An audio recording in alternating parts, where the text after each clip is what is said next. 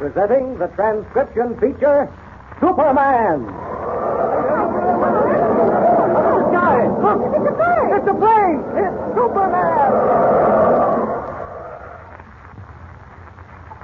And now, Superman, strange visitor from the planet Krypton who has come to Earth possessed of physical powers far beyond those of mortal men. Superman, who can bend steel in his bare hands, race a speeding bullet to its target, and who wages a never-ending battle against crime and oppression, disguised as Clark Kent, mild-mannered reporter for a great metropolitan newspaper. Much has happened since a package containing $5 million worth of stolen jewels was hurled through a window of the train on which Kent and Jimmy Olsen were riding. The two people who were after the jewels, a mysterious young woman and the Yellow Mask, deadly international criminal, have joined forces in the masked headquarters an abandoned skyscraper known as the Parkway Tower. Listen. So this is where you hang out. I must say, if I were trying to keep something undercover, I wouldn't operate from a 30-story office building, even if it is deserted. On the contrary, my dear, I could have chosen no better spot. The police would never think of looking for me here. Oh, maybe you're right, but I don't like it. Let's get our business over with. What's your hurry? You're perfectly safe. I know, but I still don't like it. Where's my cut? You said I could have it in cash. Of course. But we don't want to break off our pleasant relationship so abruptly, do we? As a matter of fact, I don't even know your name. What difference does that make? All I want is my cut, and I'll go. But I don't want you to go. You're a very clever girl, and I can use clever people to good advantage. I can show you how to make millions. And not only that, but I can give you power. Power beyond belief. Sometimes you talk like you're crazy. Come on, pony up. You don't believe me? Well, I'll show you. You see that safe in the corner? Yes, I see it. Watch while I open it. Now, look inside. Oh. Precious gems. Diamonds and rubies and emeralds. Enough to pay a king's ransom. Now you can see that the jewels you helped me recover from that reporter Kent were as nothing against this treasure. Where did you get them all? Oh, they came to me like flies to a honeypot. I don't understand. A few moments ago, you wondered why I maintained headquarters in this abandoned skyscraper. What's that got to do with the jewels? A great deal. One of the main reasons this 30-story building was abandoned soon after it was built was the fact that a large plot of land directly in front of it is a quagmire of quicksand. You know what quicksand is, don't you? Yes, it's wet sand that you sink into and can't get out of. Precisely. Even a child knows that. But this quicksand is very deep, and anything that falls into it vanishes forever. What are you driving at? Have patience, my dear. As you know, the Eastern Airport is less than a mile from this building. I learned through reliable sources that a fabulous fortune in precious gems was being flown to the National Jewelry Exposition from all parts of the country. I knew that, too. Yes, but you did nothing about it. I, on the other hand, decided to gain possession of those gems. How? Very simply. You know, of course, that when fog and rain blanket the sky, modern transport planes fly blind. That is to say, they follow a radio beam into an airport. Yes, go on. Well, I simply created a false radio beam for the planes carrying the jewels. One with 10 times the power of the true beam coming from the airport control tower. A radio beam that led each of the transports down into the deadly quicksand. You don't mean that. Every word of it. Thus far, 5 planes have vanished like a puff of smoke, never to be seen again. But the jewels, how'd you recover them? Before the planes sank. My men have been trained to work fast. How many men have you here? At present, only 2. A radio operator and a night watchman. My work is practically over. With the fortune represented by the jewels in that safe, I can gain what only money can buy. Power. Power over all living men. And, my dear, I should like you to share that power with me. You say there are only 2 men in the building besides yourself? Yes, a watchman in the lobby and a radio operator in the tower. We're practically alone. That's all I wanted to know. Put your hands up. Why, what's the matter? What do you mean by this? Why are you pointing a gun at me? Guess.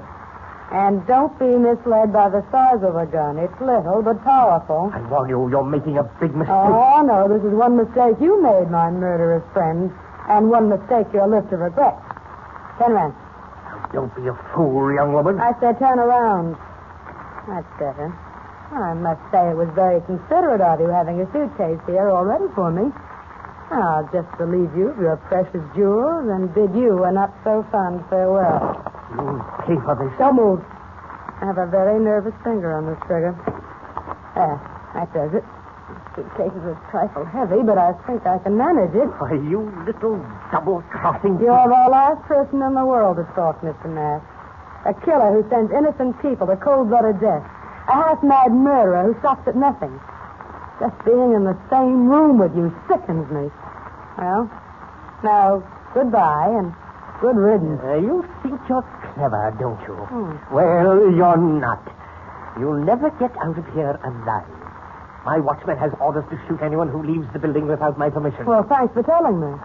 I'll wait just long enough for you to give him the order or let me ask. Never. Step over to that phone and make it fast. No, I won't.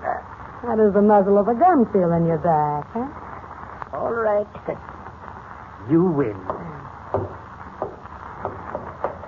Don't say the wrong thing or you're a dead man. Hello? Harmon. Yeah, Chief.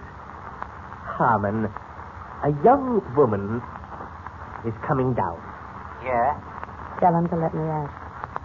Let her out, Harmon. Okay, Chief. Hang up. And now, just to make sure you don't change that order before I reach the lobby, I'll just pull this telephone wire out. For the last time, I warn you, young woman, you're courting death. The yellow mask. Never forget. Perfect. I want you to remember every moment of this. Remember how a woman outwitted you. I suppose I should pull a bullet through your head. I don't even want your tainted blood on my hands. Ah, see, there's a key in the door. Locking you in will give me enough time to get away. So long. You son of a bitch.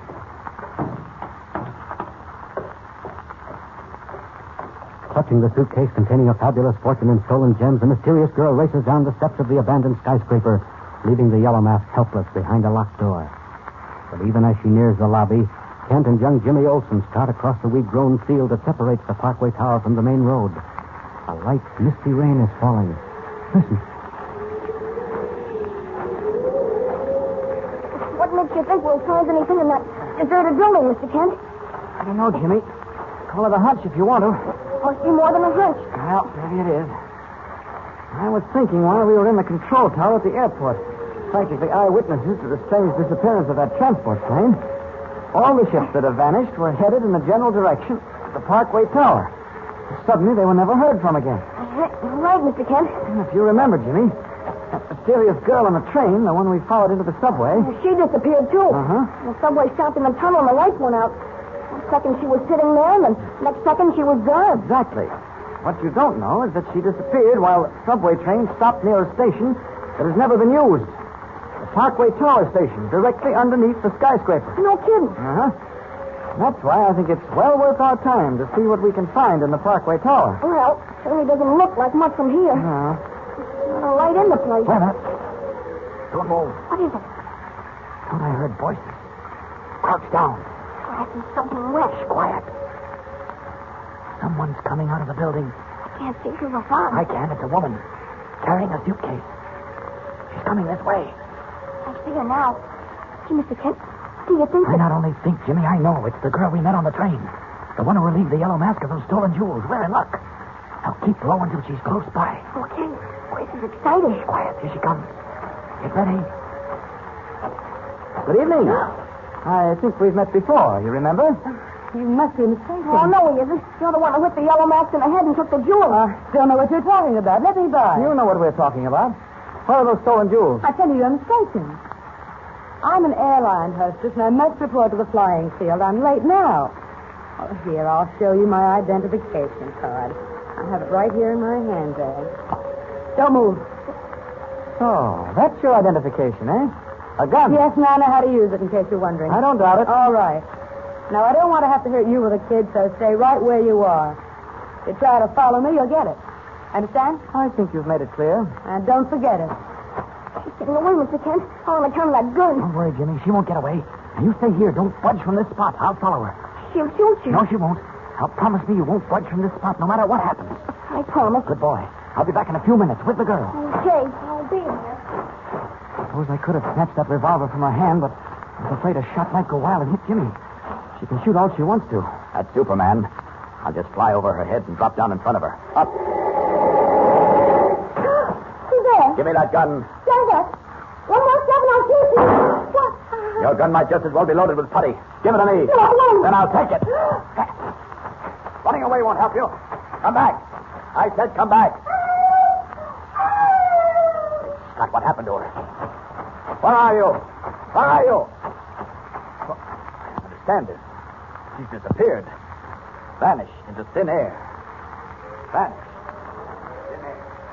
A sudden piercing scream in the fog-bound darkness, and then silence. What happened to the mysterious girl and the fortune and jewels she was carrying in the suitcase? Don't forget to tune in next time and follow the thrilling story with Superman. And remember, tune in the next thrilling installment of the transcription feature, Superman. Up in the sky, look! It's a plane! It's a plane! It's Superman!